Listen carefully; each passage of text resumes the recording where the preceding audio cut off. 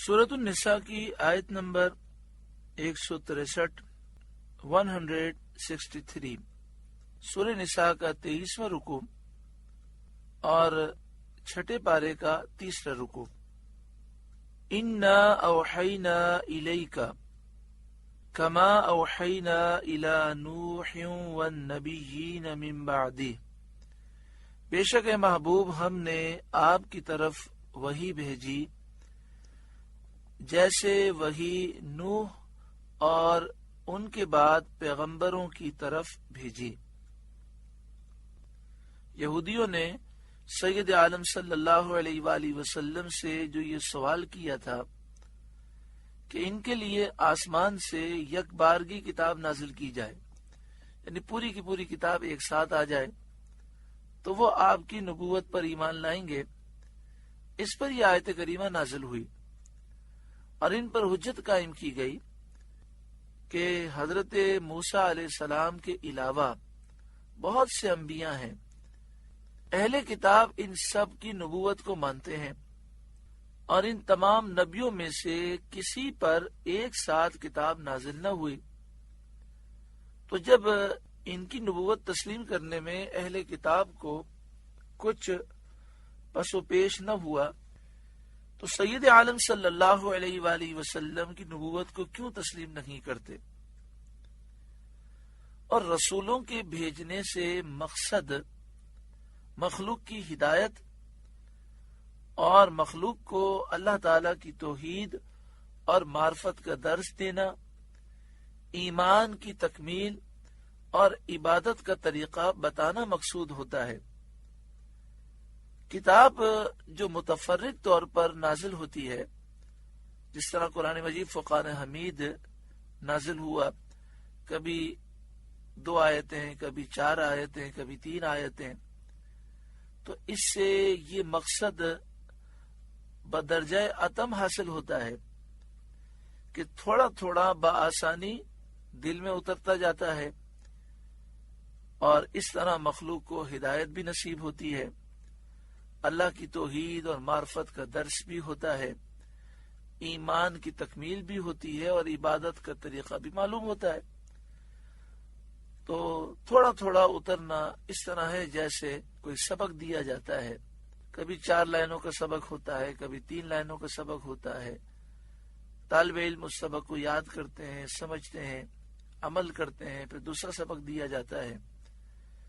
تو اس طریقے سے قرآن مجید فرقان حمید کا تھوڑا تھوڑا اترنا یہ تو زیادہ مفید ہے، اس حکمت کو نہ سمجھنا اور اعتراض کرنا بہت بڑی بیوقوفی ہے۔ تو ارشاد فرمایا انا اوحینا الیک کما اوحینا الی نوح والنبیین من بعد، بے شک محبوب ہم نے آپ کی طرف وحی بھیجی جیسے وحی نوح اور ان کے بعد انبیاء کی طرف بھیجی۔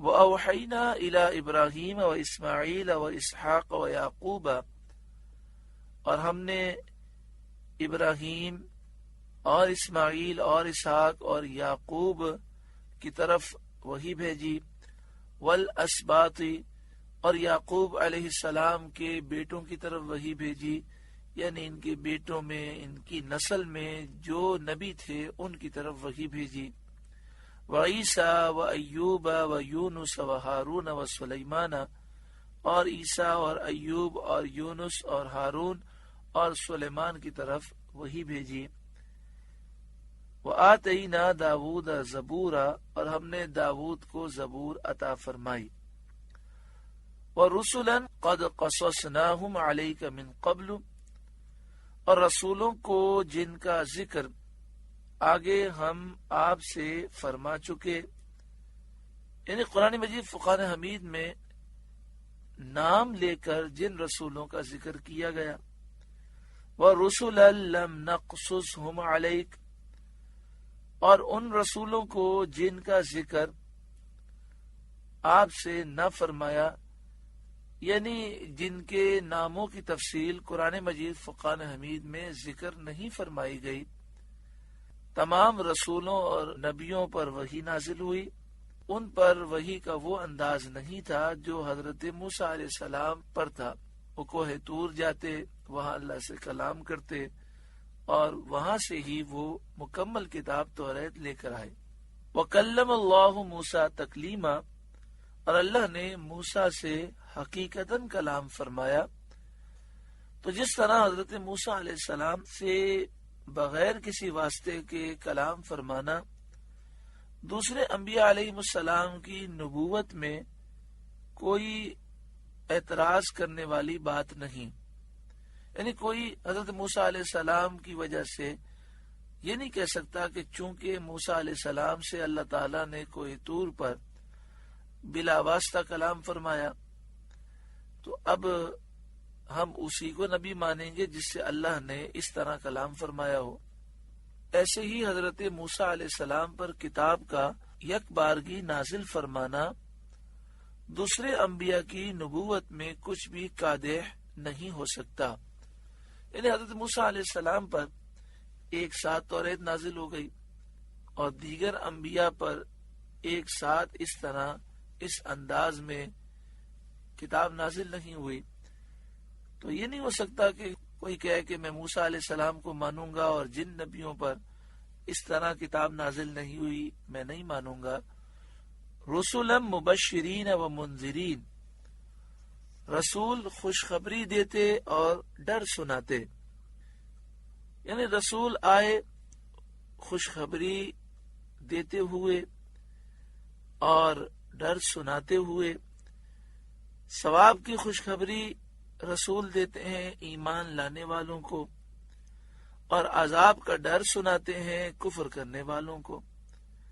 لِأَلَّا يَكُونَ لِلنَّاسِ عَلَى اللَّهِ حُجَّةٌ بَعْدَ الرُّسُلِ، کہ رسولوں کے بعد اللہ کے یہاں لوگوں کو کوئی عذر نہ رہے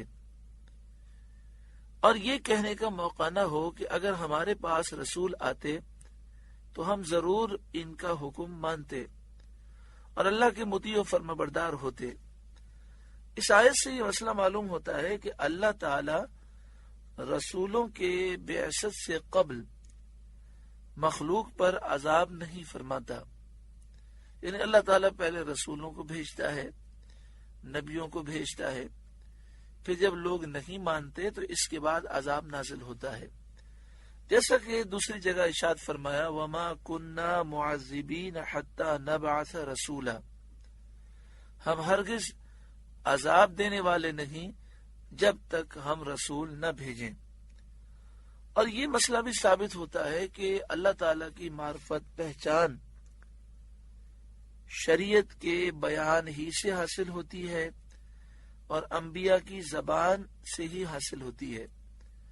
نبی بتائے تو اللہ کی معرفت حاصل ہوتی ہے، عقل محض سے اس منزل تک پہنچنا میسر نہیں ہوتا، انسان اپنی ناقص عقل کے ذریعے اللہ کی معرفت حاصل نہیں کر سکتا۔ وَكَانَ اللَّهُ عَزِيزًا حَكِيمًا، اور اللہ غالب حکمت والا ہے۔ لَكِنِ اللَّهُ يَشْهَدُ بِمَا أَنزَلَ إِلَيْكَ أَنزَلَهُ بِعِلْمِهِ، لیکن اے محبوب اللہ اس کا گواہ ہے جو اس نے آپ کی طرف اتارا وہ اس نے اپنے علم سے اتارا ہے۔ والملائکۃ یشہدون، اور فرشتے گواہ ہیں۔ وکفی باللہ شہیدا، اور اللہ کی گواہی کافی ہے۔ ان الذین کفروا، وہ لوگ جنہوں نے کفر کیا سید عالم صلی اللہ علیہ وآلہ وسلم کی نبوت کا انکار کر کے کفر کیا، وصدوا عن سبیل اللہ، اور اللہ کی راہ سے روکا، حضور صلی اللہ علیہ وآلہ وسلم کی نعت اور آپ کی صفات چھپا کر اور لوگوں کے دلوں میں شبہ ڈال کر، جن لوگوں نے لوگوں کو سیدھی راہ سے روکا، قد ضلوا ضلالا بعیدا، بے شک وہ دور کی گمراہی میں گمراہ ہو گئے، دور کی گمراہی میں پڑے یعنی برباد ہو گئے۔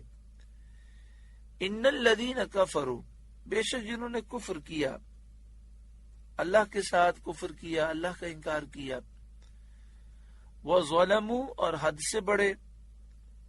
یعنی اللہ کی کتاب میں نبی اکرم صلی اللہ علیہ وآلہ وسلم کی اوصاف بدل کر اور آپ کی نبوت کا انکار کر کے وہ حد سے بڑھے. لم یکن اللہ لیغفر لہم، اللہ ہرگز انہیں نہ بخشے گا. اس سے مراد یہ ہے کہ جب تک وہ کفر پر قائم رہیں گے اس وقت تک بخشش نہ ہوگی. ہاں جب توبہ کر لیں گے اور ایمان لے آئیں گے تو انہیں بخش دیا جائے گا، مگر موت کے فرشتے وہ دیکھ لیں پھر ایمان لائیں گے توبہ کریں گے تو ان کی بخشش نہ ہوگی. جس کا خاتمہ کفر پر ہوا وہ ہمیشہ جہنم میں جلتا رہے گا. وَلَا لِيَهْدِيَهُمْ طَرِيقًا، اور اللہ انہیں کوئی راستہ نہیں دکھائے گا. إِلَّا طَرِيقَ جہنم، مگر جہنم کا راستہ دکھائے گا. یعنی اللہ تعالیٰ انہیں جہنم ہی کا راستہ دکھائے گا اور انہیں جہنم ہی میں لے جایا جائے گا. خالدین فیہا ابدا، کہ اس میں ہمیشہ ہمیشہ رہیں گے. وکان ذلک علی اللہ یسیرا، اور یہ اللہ کو آسان ہے. یا ایھا الناس، اے لوگوں، قد جاءکم الرسول بالحق من ربکم، تمہارے پاس یہ رسول حق کے ساتھ تمہارے رب کی طرف سے تشریف لائے. یعنی سید انبیاء محمد مصطفیٰ صلی اللہ علیہ وآلہ وسلم تمہارے پاس حق لے کر آئے ہیں، تمہارے رب کی طرف سے آئے ہیں. فآمنوا خیرا لکم، تو ایمان لاؤ اپنے بھلے کو. یعنی ایمان لے آؤ تمہارا بھلا ہوگا، دنیا بھی سنور جائے گی اور آخرت بھی سنور جائے گی. وَإِن تَكْفُرُوا، اور اگر تم کفر کرو اور سید انبیاء محمد مصطفیٰ صلی اللہ علیہ وآلہ وسلم کی رسالت کا انکار کرو تو اس میں سید انبیاء صلی اللہ علیہ وآلہ وسلم کو کچھ نقصان نہ ہوگا اور اللہ تمہارے ایمان سے بے نیاز ہے، تمہارا اپنا نقصان ہے. فَإِنَّ لِلَّهِ مَا فِي السَّمَاوَاتِ وَالْأَرْضِ، تو بے شک اللہ ہی کا ہے جو کچھ آسمانوں اور زمین میں ہے. وَكَانَ اللَّهُ عَلِيمًا حَكِيمًا، اور اللہ علم و حکمت والا ہے. یا اہل الکتاب، اے اہل کتاب، اے کتاب والوں، لا تغلو فی دینکم، اپنے دین میں زیادتی نہ کرو، غلو نہ کرو، اپنے دین میں اضافہ نہ کرو. وَلَا تَقُولُوا عَلَى اللَّهِ إِلَّا الْحَقِّ، اور اللہ پر نہ کہو مگر سچ، اللہ کے بارے میں وہی بات کہو جو سچی ہے. یہ آیت عیسائیوں کے بارے میں نازل ہوئی جن کے کئی فرقے ہو گئے تھے اور ہر ایک حضرت عیسیٰ علیہ السلام کی نسبت الگ کفری عقیدہ رکھتا تھا. نستوری آپ کو اللہ کا بیٹا کہتے تھے. یہ عیسائیوں کا ایک گروہ ہے جو حضرت عیسیٰ علیہ السلام کو اللہ کا بیٹا کہتا ہے. مرقوسی کہتے تھے کہ وہ تین میں سے تیسرے ہیں، یعنی تین خدا ہیں اور تین خدا میں سے تیسرے خدا حضرت عیسیٰ علیہ السلام ہے. اور اس کلمے کی توجیہات میں بھی اختلاف تھا. بعض کہتے تھے کہ تین اقنوم ہیں، تین ذاتیں ہیں، باپ، بیٹا، روح القدس. باپ سے مراد وہ اللہ تعالیٰ کی ذات لیتے، بیٹے سے مراد حضرت عیسیٰ علیہ السلام، اور روح القدس سے وہ کہتے تھے کہ جو حضرت عیسیٰ علیہ السلام میں حیات داخل ہو گئی، حلول کرنے والی جو زندگی ہے وہ مراد لیتے تھے. تو ان کے نزدیک خدا تین تھے اور اس تین کو وہ ایک بتاتے تھے. اور اس کا نام رکھتے تھے کہ توحید فی التثلیث اور تثلیث فی التوحید، یعنی 3 میں 1 کرنا اور 1 میں 3 کرنا، توحید فی التثلیث اور تثلیث فی التوحید کے چکر میں گرفتار تھے۔ بعض کہتے تھے کہ عیسیٰ علیہ السلام ناسوتیت اور الوہیت کے جامع ہیں، ماں کی طرف سے ان میں ناسوتیت آئی ہے اور باپ کی طرف سے الوہیت آئی ہے، یعنی باپ ان کا اللہ ہے تو اس وجہ سے یہ الہ ہے، اور چونکہ ماں حضرت مریم انسان ہے تو اس لیے ان کو کھانے پینے کی ضرورت رہتی ہے۔ تعالی اللہ عما یقولون علوا کبیرا، یہ جو بکواس کرتے ہیں اللہ تعالیٰ ان کی اس بکواس سے پاک ہے۔ اللہ کے سوا کوئی خدا نہیں، الہ نہیں، معبود نہیں، اللہ کا کوئی بیٹا نہیں، بیٹی نہیں، کوئی بیوی نہیں۔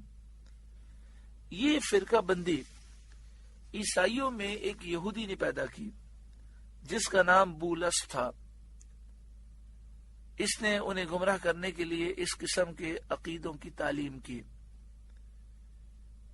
اس آیت میں اہل کتاب کو ہدایت کی گئی کہ وہ حضرت عیسیٰ علیہ السلام کے بارے میں افراط و تفریط سے باز رہیں، عیسیٰ علیہ السلام کو خدا نہ کہیں، اللہ کا بیٹا نہ کہیں، الہ معبود نہ کہیں، اور ان کی تنقیص بھی نہ کریں جس طرح یہودی توہین و بیعت بھی کرتے ہیں۔ وَلَا تَقُولُوا عَلَى اللَّهِ إِلَّا الْحَقِّ، اور اللہ پر صرف سچ کہو، یعنی اللہ کا شریک اور بیٹا کسی کو نہ بناؤ۔ حلول اور اتحاد کے عیب بھی مت لگاؤ کہ عیسیٰ علیہ السلام میں اللہ داخل ہو گیا، حلول کر گیا، اور حضرت عیسیٰ علیہ السلام، روح القدس اور اللہ، یہ تینوں ذاتوں میں اتحاد ہو گیا اور وہ ایک خدا بن گئے۔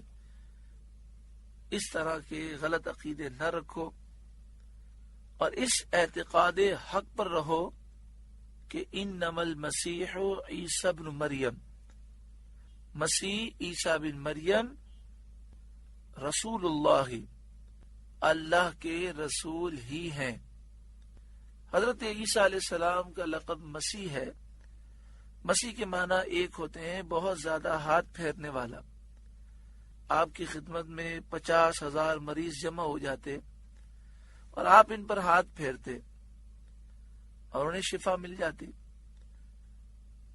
تو آپ کے ہاتھ پھیرنے سے مریضوں کو شفا ملتی، اس لیے آپ کو مسیح کہا جاتا۔ عیسیٰ بن مریم، بن مانے بیٹا، مسیح عیسیٰ جو کہ مریم کے بیٹے ہیں، یہی آپ کا نسب ہے، اس کے علاوہ اور کوئی نسب مت بیان کرو۔ عیسائی کہتے تھے کہ اگر ان کا کوئی باپ نہیں ہے تو پھر نسب کیسے بیان ہوگا؟ تو فرمایا ان کا نسب یہ عیسیٰ بن مریم، مریم کے بیٹے ہیں، بغیر باپ کے پیدا ہوئے۔ رسول اللہ، وہ اللہ کے رسول ہی ہیں، وہ خدا نہیں ہے، الہ نہیں ہے، معبود نہیں ہے، اللہ کے بیٹے نہیں ہیں۔ وہ کلمتہ، اور اللہ کا ایک کلمہ ہے کہ کن اللہ نے فرمایا، اور وہ بغیر باپ کے اور بغیر نطفے کے محض اللہ کے حکم سے پیدا ہو گئے۔ القاہا الی مریم، کہ اللہ نے اسے مریم کی طرف بھیجا، اس کلمے کو اللہ نے مریم کی طرف ڈالا۔ وروح منہ، اور عیسیٰ علیہ السلام اللہ کے دربار کی ایک روح ہے۔ فآمنوا باللہ ورسلہ، تو اللہ اور اس کے رسولوں پر ایمان لاؤ اور تصدیق کرو کہ اللہ واحد ہے، بیٹے اور اولاد سے پاک ہے، اور اس کے رسولوں کی تصدیق کرو، اور اس بات کی تصدیق کرو کہ حضرت عیسیٰ علیہ السلام اللہ کے رسولوں میں سے ایک رسول ہیں۔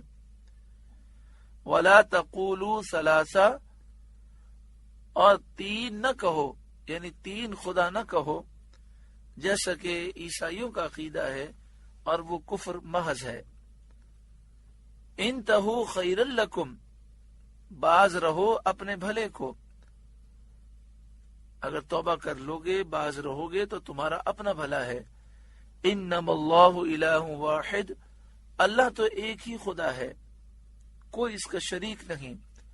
سبحانہ ان یکون لہ ولد، پاکی اسے اس سے کہ اس کے کوئی بچہ ہو، اللہ تعالی اولاد رکھنے سے پاک ہے۔ لہو ما فی السماوات و ما فی الارض، اسی کا مال ہے جو آسمانوں میں ہے، جو کچھ زمین میں ہے، اور وہ سب کا مالک ہے۔ اور جو مالک ہو وہ باپ نہیں ہو سکتا، یعنی باپ اپنی اولاد کا مالک نہیں ہوتا۔ تو جب کائنات کا ذرہ ذرہ اللہ کی مملوک ہے، سب کا اللہ مالک ہے، تو اس کی اولاد کیا چیز ہو سکتی ہے؟ وَكَفَى بِاللَّهِ وَكِيلًا، اور اللہ کافی کارساز ہے۔ یہاں پر اس طرح سمجھیں کہ پہلے زمانے میں غلام کی خرید و فروخت ہوتی تھی۔ کبھی کبھی ایسا ہوتا تھا کہ بعض لوگوں کے بچے کھو جاتے تھے، اغوا ہو جاتے تھے، پھر وہ اپنے بچوں کو بھول جاتے تھے، اور غلاموں کی خرید و فروخت ہوتی تھی۔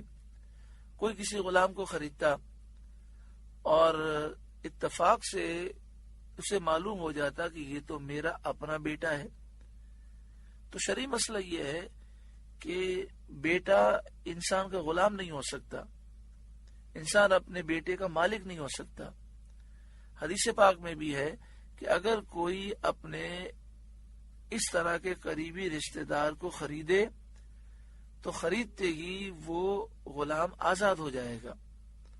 تو اگر کسی نے اپنے بیٹے کو خریدا اور خریدنے کے بعد یہ پتہ چلا کہ یہ تو میرا بیٹا ہے، تو وہ آزاد ہو جائے گا، کیونکہ بیٹا باپ کا غلام نہیں ہوتا، باپ کی مملوک نہیں ہوتا، باپ اس کا مالک نہیں ہوتا۔